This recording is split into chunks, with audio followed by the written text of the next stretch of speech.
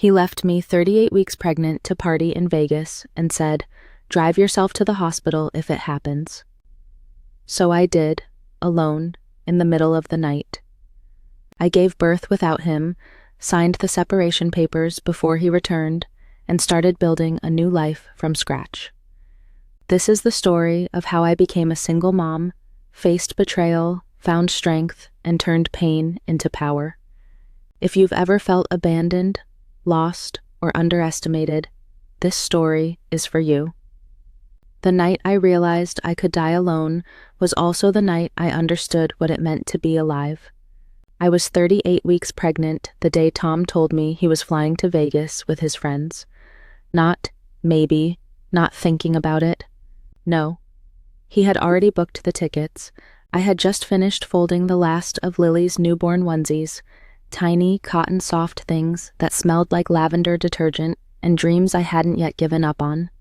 The nursery was bathed in this pale green light, the color I'd chosen because it reminded me of spring mornings, of hope.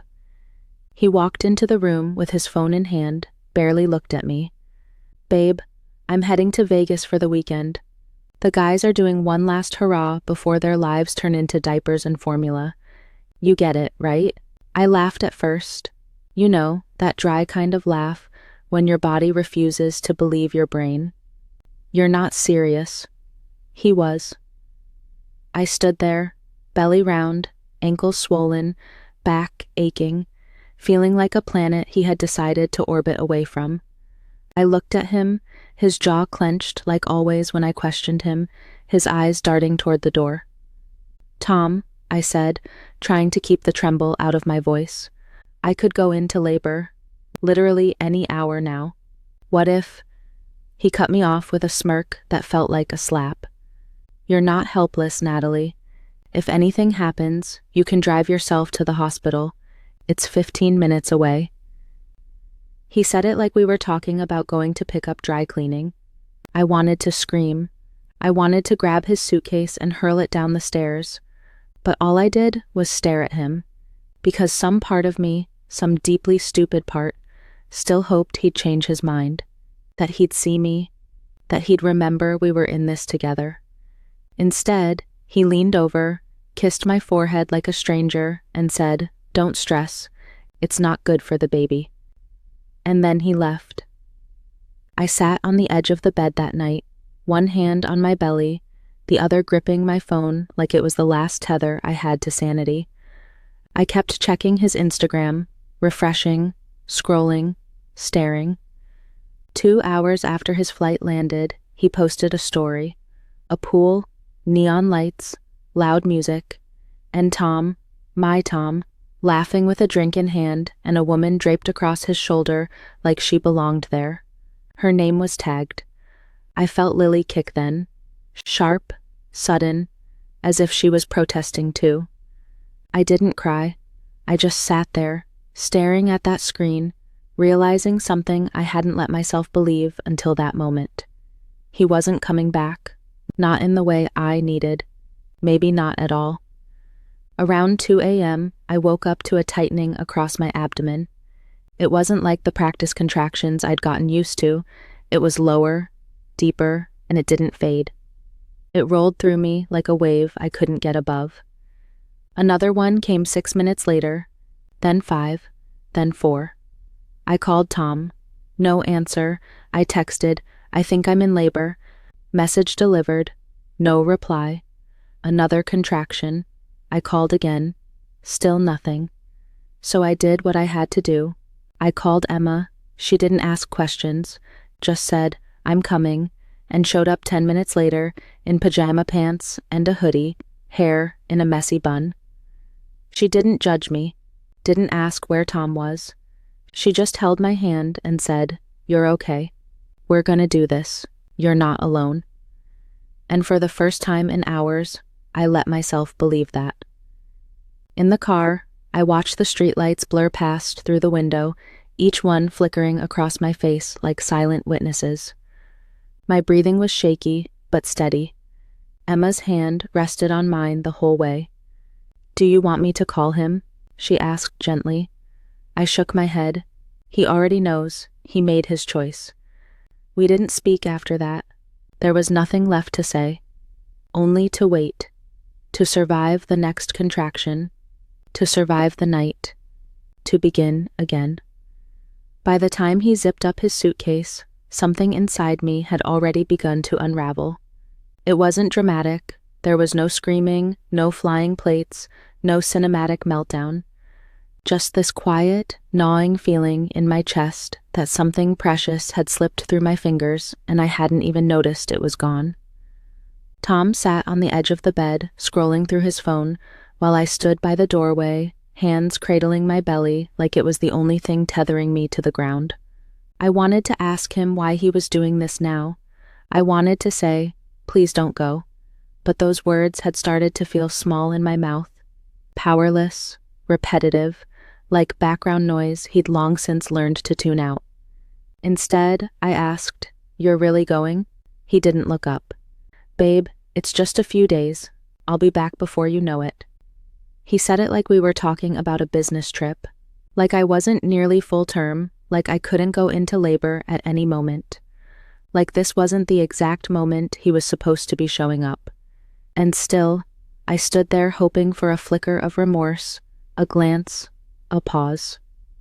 None came. "You don't think this is a little messed up?" I asked carefully. He sighed, finally putting the phone down. "Natalie, I get that you're hormonal and anxious, but I've been stuck in this house for months. I need a break. It's not like I'm abandoning you. You've got Emma, you've got everything under control." I wanted to shout, "You're the father, that's your daughter, this is your job." But all I managed was, "That's not the point." His eyes glazed over. "We've been through this." That line, "We've been through this." Like my concern was just another item on a to-do list he had no intention of checking off. Like my voice was a familiar song he'd heard one too many times and now just hummed along to without listening. And the worst part? This wasn't new. The distance between us hadn't been born with Lily's first heartbeat. It had been growing quietly for months, through missed doctor's appointments, late nights at the office that smelled like whiskey, and the way he stopped asking how I was sleeping. At first, I made excuses. He's stressed, he's adjusting, he'll come around. But deep down, I'd already felt it. The quiet retreat, the emotional pullback, like a tide going out so slowly you don't notice until the shore is bare. Tom stood, slung his bag over his shoulder, and kissed me on the cheek. His lips were cold. I didn't lean in. "You'll be fine," he said. It wasn't reassurance, it was dismissal. The door clicked shut behind him, and with it, something inside me did too. I didn't sleep that night. The house was too quiet without his footsteps pacing the hallway, without the faint sound of his keyboard clacking from the other room. Funny how absence can be louder than presence. I lay on the bed, one hand on my belly, feeling Lily turn slowly inside me, like she was searching for space to stretch, unaware that the space around me had collapsed. I kept staring at my phone. Maybe he'd text when he landed. Maybe he'd send a picture of the hotel, or ask how I was doing, or pretend like he gave a damn. Nothing. Around midnight, I checked his Instagram. I don't know why I did it. Some masochistic urge, maybe. The kind you get when you know the knife is sharp, but you still touch the edge just to feel something. He had posted a story. At first, it was just noise, blaring music, people laughing, splashes of pool water, and light bouncing off skin and sunglasses. The kind of chaos you can't mistake for anything other than a party. Then the camera panned. There he was. Tom, shirtless, drunk, holding a neon cocktail in one hand, with his arm wrapped around a woman in a red bikini who looked just young enough to not know better. I stared, not blinking. Her name was tagged. Her profile was public. I clicked. I wish I hadn't. Picture after picture of her with him, not just from tonight, but from weeks back. A dinner here, a late-night drive there, the same leather jacket he told me he left at the office showing up on her passenger seat. the same laugh I used to hear in our kitchen now echoing through her videos. It hit me in the chest, but not like a punch. No, it was colder than that. Like falling into water that's too deep, too dark, and realizing no one's coming to pull you out. I didn't cry. I didn't throw my phone or scream into a pillow. I just lay there, listening to the steady, rhythmic thump of my daughter's heartbeat against the walls of my womb, as if she was knocking softly, "I'm still here, Mom." And I whispered to her, "I know, baby, I know." That night, I stopped wondering if Tom had changed. He hadn't. He had only gotten better at disappearing, and I had finally stopped pretending not to notice. The first contraction hit me like a quiet betrayal. It didn't roar, it didn't scream, it just arrived, sharp and low, a steady pressure like something inside me was folding in on itself. I sat up in bed, cradling my belly, waiting. I'd had Braxton Hicks before, the fake-out kind, but this felt different, more focused, more final. Another came 7 minutes later, then 6, then 5. My hands shook as I grabbed my phone. I dialed Tom, once, twice, 3 times, straight to voicemail. I sent a text. "I think it's happening. I'm scared." Message delivered. No reply. The silence was louder than the pain. I called Emma. She picked up on the second ring. "I'm coming," she said before I could even speak. "Give me 10 minutes. 10 minutes later, headlights swept across my front window. She didn't wait for me to come out. She ran up, barefoot in slippers, hoodie zipped halfway, breathless and wide-eyed. She took one look at me, my face pale, lips tight, one hand gripping the wall, and her voice dropped into that calm, unshakable tone only older sisters seem to master. "We're going. Now." She helped me into the car. The night outside was still, except for the occasional flicker of street lamps bouncing off the windshield like metronomes. I counted the gaps between the contractions like they were seconds ticking down to a bomb. Emma kept her hand on my knee the entire drive. Not saying much, just present, solid, exactly what I needed. "I didn't want to do this alone," I whispered at one point. "You're not," she said. "Not tonight, not ever." By the time we got to the hospital, the pain was no longer waiting in waves. It was constant, rising, raw. The nurse wheeled me in while Emma gave them my name, insurance, due date. I could barely breathe between words. A doctor checked me. "You're 8 centimeters," he said. "We're moving now." The delivery room was white and humming and full of people I didn't know. But somehow, I felt safer there than I had in my own home for months. The world narrowed into seconds, then into breaths, then into pushes. Pain curled through me, ancient and unforgiving. My whole body became a channel, a tunnel, a furnace. Emma gripped my hand through all of it. Then, without warning, silence, a still second, a space, and then a cry. Not mine, hers, Lily. That sound, raw, wet, small, split me wide open in a way nothing else had. They placed her on my chest. She was warm, slippery, real. I looked at her and something in me cracked, not in pain, but in power, like something dormant had just been woken. I'd expected to feel love. I hadn't expected to feel reborn. Tom arrived the next morning, smelling faintly of sweat and airport whiskey. His hair was messy, like he hadn't slept, and his eyes darted around the hospital hallway as if searching for the version of me he thought he'd still find. I was in the recovery room, Lily asleep against my chest, her breathing steady, warm, and impossibly light.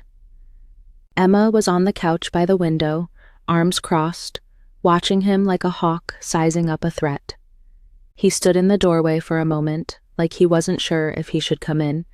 "You made it," I said, not looking up. He blinked, as if surprised I wasn't crying or yelling or reaching for him. I took the first flight I could. There was no signal last night. My phone— Don't, I said quietly. Don't lie. Not here. Not in front of her.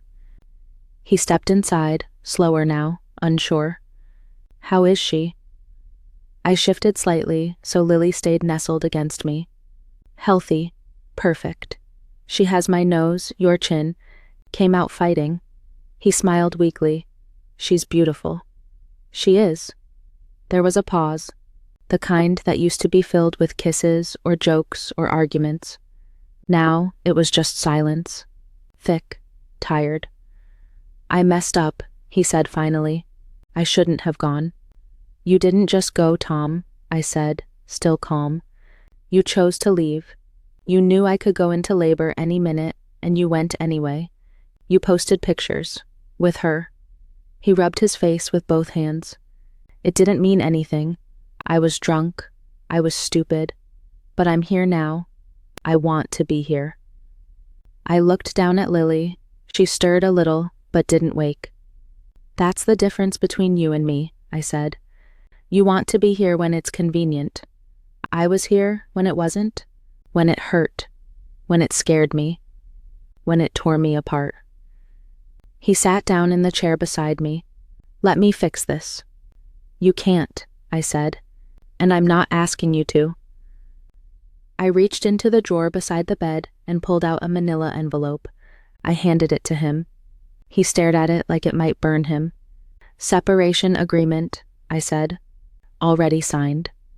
His mouth opened, closed. You already? I didn't need time to think. I had 9 months and one very long night to think. Emma stood up, stretched slowly, and walked out of the room, leaving us alone. The door clicked behind her. I still want to be part of her life, he said, softer now. You can be, I said, but on her terms, on my terms. He didn't argue, just stared at his daughter like he'd never seen her before. I looked at Lily again, running one finger along her cheek. We're a family, I said, voice barely above a whisper. Me and her, that's enough. He didn't respond, and I didn't need him to. Emma cleared out her guest room for me the same afternoon I left the hospital. It wasn't big, barely fit a twin bed, a changing table, and a corner where we could squeeze Lily's bassinet. But it was clean, warm, and quiet. I remember setting Lily down for the first time in that room, watching her tiny chest rise and fall, as if she had never known the chaos that brought her here. The next few days were a blur. Feedings every 2 hours, diapers like clockwork, my body aching in places I hadn't even known existed. Sleep came in fragments, if at all, but oddly, it was the first time in months that I didn't feel afraid. No one was yelling, no one was disappearing, no one was making me feel like I was too much or not enough. It was just me, Lily, and Emma, who made tea without asking, held the baby when my hand shook, and sat next to me when I didn't have the energy to speak. I don't know how to explain it, except to say, it was the first time I'd felt safe in a long, long while. One morning, maybe a week after we got home, I found myself sitting at the kitchen table while Lily napped, staring at a blank sheet of paper. I had a pen in one hand, coffee in the other, and a tightness in my chest that I couldn't quite name. I wrote the word budget. And just like that, the fog started to lift. I listed every expense I could think of: formula, diapers, rent, groceries, phone bill. Then I Googled what single mothers in my area were eligible for. I applied for temporary assistance. I made a spreadsheet. I called 3 apartment complexes. I booked 1 viewing. It wasn't much, but it was mine. That night, I opened a blank document on my laptop and started typing. Not for work, not for anyone else, just for me. I wrote about the moment Lily was born. I wrote about the silence in the delivery room, about the way her cry split me open and stitched me back together in the same breath. I wrote about Tom and the things I didn't say out loud, even to Emma. When I finished, I hit post. The blog title read, Becoming, a birth story that wasn't just hers. I didn't expect anyone to read it, but someone did. Then someone else, then a few more. By the end of the week, there were comments, messages, other women saying me too, or I thought I was the only one, or simply thank you. And in those quiet, in-between hours when Lily slept and the house finally stilled, I started to believe something I hadn't let myself believe before. That I wasn't just surviving, I was rebuilding, one line at a time, one breath, one day. Tom messaged me a few days after I posted the blog. Just one sentence. Can I come see her? I stared at the screen longer than I should have. The old me would have hesitated, typed yes too quickly, told myself it was for Lily. That maybe he deserved another chance to show up. But I wasn't that version of myself anymore. I called him. No texts, no guessing. You can see her, I said when he picked up. But there are rules. He was quiet for a second. Then, okay. We meet at my parents' house, Tuesdays, Thursdays, and Sundays, between 10 and noon. Emma or my mom will be present the entire time, no exceptions. More silence. That's supervised visitation, he said slowly, like he was trying not to sound insulted. It's boundaries, I replied. Earned access. This isn't about punishment, Tom. It's about trust, and you haven't earned any. He didn't argue. Maybe part of him knew better. Maybe part of him was just tired. Or maybe he finally understood that this wasn't a negotiation. The first visit, he showed up late. 10 minutes. No apology, just walked in, holding a bag of stuffed animals like it was supposed to make up for lost time. Lily was sleeping in my mom's arms. She didn't cry when he held her. She didn't smile either. She just blinked at him like she wasn't sure who he was, and maybe she wasn't. I stood in the kitchen and watched from a distance. He looked awkward, his hands too stiff, his smile too forced. At one point, he asked if she liked music, and my mother, God bless her, gently took Lily back and said, We're still learning her rhythms. That was the moment it hit me. This wasn't just a punishment for Tom. This was his first real introduction to being a father. The version without filters or filters, without curated pictures and cute captions, just real, ordinary, sacred work. And me? I didn't feel angry watching him. I didn't feel vindicated either. I just felt clear about what I needed, what I would no longer tolerate, what Lily deserved. And it wasn't a man who dropped in when it was easy. It was structure, presence, consistency. So I wrote it all down, times, dates, expectations, non-negotiables. I emailed it to him. Subject line, co-parenting framework, for Lily. He replied, Got it. I'll follow it. And for the first time in a long time, I believed he might actually mean it. I hadn't worn real pants in weeks, the kind with a zipper, not elastic. So when I stepped into the elevator of that downtown building, stomach slightly tucked in, blazer borrowed from Emma, I felt a little like I was sneaking into someone else's life. It started with a coffee, just that. A desperate need to get out of the house, breathe air that didn't smell like baby lotion, and remind myself I was still a functioning adult. Lily was with my mom that morning. Emma had practically shoved me out the door with a reusable cup and a whisper, Just go be Natalie for a while. So I did, and that's when I saw him. Mark. He was standing in line at the same cafe we used to frequent during our lunch breaks, 2 years back when I still had a corner office, meetings to lead, deadlines that felt like adrenaline and not anxiety. Natalie, he said, halfway through a sip of black coffee. I smiled, unsure if I looked like myself anymore. Hey, Mark. We sat down. At first, it was the usual small talk. how long it had been, how crazy everything was, how the world felt post-pandemic, post-everything. I told him I had a daughter now. He didn't flinch, just smiled. "She's lucky," he said. Then came the question I hadn't expected. "So, you thinking of coming back?" I laughed, out loud. "Coming back? I can barely keep up with laundry." "I'm serious," he said, sliding his phone across the table. "They're opening a new division, creative-led, flexible hours, on-site childcare. I already thought of you." I stared at the screen. A job description, simple and clear. No corner office, but something better, something that felt like possibility. "I don't know if I'm ready," I said, half to myself. "You're more ready than half the people in that building," Mark said. "Natalie, you made campaigns go viral while pregnant and nauseous. You're not starting over. You're just starting forward." That line stayed with me all day. I went home, held Lily, and for the first time in months, I didn't feel like I was choosing between her and myself. I was choosing for both of us. 3 days later, I sent in my resume. 2 interviews, 1 offer, head of marketing, flexible remote hybrid, infant care support included.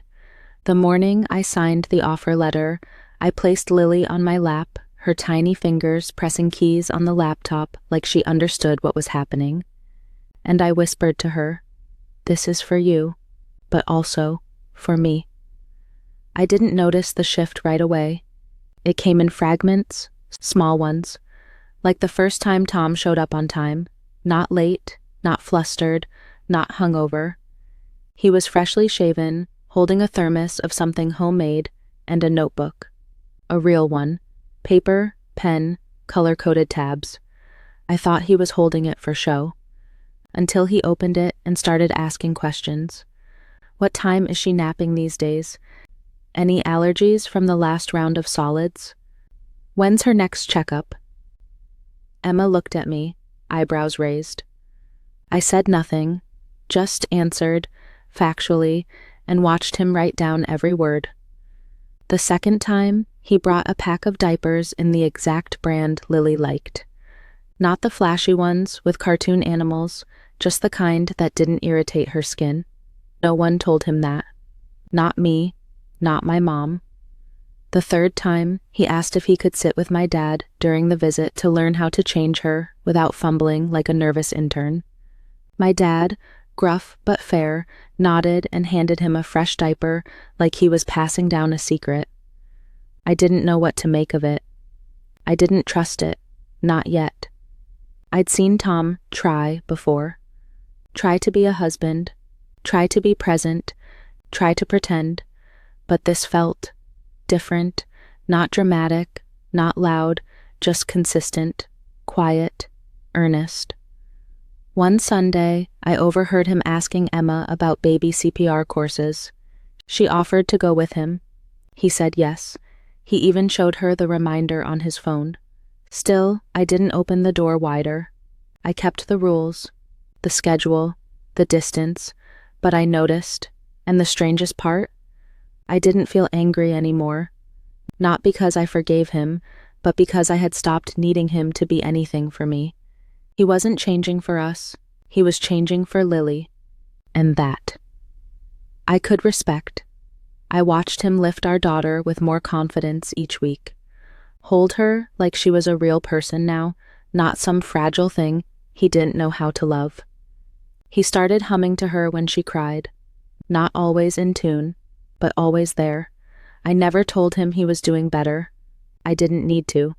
He wasn't doing it for praise, and I wasn't observing to decide whether to let him back in. I was simply witnessing, a man learning, late but learning. And me, I had already moved forward, not out of spite, but out of clarity. The park wasn't anything special, just grass that needed trimming, a few trees shading tired benches, and a faded playground that squeaked when kids swung too high. But it was enough. We hung pastel balloons between 2 trees, set up a picnic blanket, and laid out finger food in containers labeled with stickers that read, "Lily's first birthday." Emma brought a homemade carrot cake shaped like a bear. My mom handled the fruit platter with her usual perfectionist flair. My dad, surprisingly, offered to bring folding chairs. I didn't ask Tom to come. I just included his name on the invite, like I would for any other guest. No pressure, no expectation, just an open door. He arrived 5 minutes early. That surprised me more than the fact that he came at all. He carried a gift bag, not too flashy, not too big, just thoughtful. And he looked around like someone trying not to breathe too loudly in a room full of glass. I saw him approach from across the grass while I was adjusting Lily's little headband, white with a soft yellow flower that kept tilting sideways no matter how many times I fixed it. When he reached us, he knelt beside her, didn't touch her at first, just smiled. "Hey, birthday girl." Lily blinked at him, then reached out for his beard with her chubby fingers. He laughed quietly, eyes soft. I stepped back, gave them space, even though every fiber in me still wanted to stand between her and every version of who he used to be. But that wasn't who he was today. The rest of the party was. Quiet, simple. Kids from the neighborhood wandered over. Emma played DJ from her phone. My mom wiped Lily's face every time she got frosting on her nose, which was often. Tom helped refill paper cups, tossed used napkins, offered to carry Lily when my arms got tired. We didn't talk much, just the occasional exchange about diaper bags, nap schedules, teething remedies. No heavy words, no hidden meanings, just facts. Functional coexistence. Somewhere in the middle of it all, I caught a glimpse of us, me, Tom, Lily, sitting together under a tree, sharing a plate of fruit while Lily babbled nonsense and clapped her sticky hands. And for a split second, it looked like a family. Not the one we once tried to be. Not the one I used to cry for in the middle of the night. But something else. Something peaceful. When it was time to blow out the candle, I held Lily's tiny hand as we leaned toward the flickering flame together. I didn't wish for anything. I didn't need to. We had made it. Not as husband and wife, not as some picture-perfect family, but as two people who had messed up, broken apart, and chosen, again and again, to show up for the one thing that still mattered. That was the gift. That was enough. That night, after everyone had gone home and Lily was finally asleep, her cheeks still slightly stained with pink frosting, I stood alone in the tiny apartment I now called home. The balloon from the party floated lazily in the corner, half deflated but refusing to fall. The floor was littered with crumpled napkins, empty sippy cups, and one baby shoe I still hadn't found the pair to. I made tea, not because I needed it, but because it had become my way of telling myself the day was over. I leaned against the counter, still in the same dress I wore to the party, barefoot, quiet. No music, no baby monitor on, just stillness, and for the first time, it didn't feel lonely. I looked around, at the baby books lined up on the shelf in size order, the fridge covered in photos Emma took on her old Polaroid, the tiny green bookshelf I painted during those early nights at Emma's, when Lily was still waking every 2 hours. Everything in this place had been touched by my hands. Nothing here was given. It was built, little by little, receipt by receipt, breath by breath. I opened my laptop and scrolled through my blog. The latest post had over 300 comments. Women from everywhere. Some had left, like me. Some hadn't yet. Some were still gathering the courage. Some were staying for reasons they didn't need to explain. They didn't thank me for being strong. They thanked me for being honest. I clicked to draft a new entry and stared at the blinking cursor for a long while. Then I typed, "You don't need to have it all together. You just need to have the courage to start where you are." I saved it, but didn't post. Not yet. I walked into Lily's room. She was curled on her side, one arm above her head like she was reaching for something in a dream. I sat beside her crib, rested my head on my knees, and whispered, "We did it, baby. We made it." Not because we'd fixed everything, not because we had some perfect family, but because we had each other. Because we'd built something steady out of the wreckage. A home, a rhythm, a life. I used to think freedom would feel like running away. Now I know. It feels like standing still and realizing you no longer need to chase anything. I didn't get the happy ending I used to pray for. I got something better, a beginning, one that belonged only to me.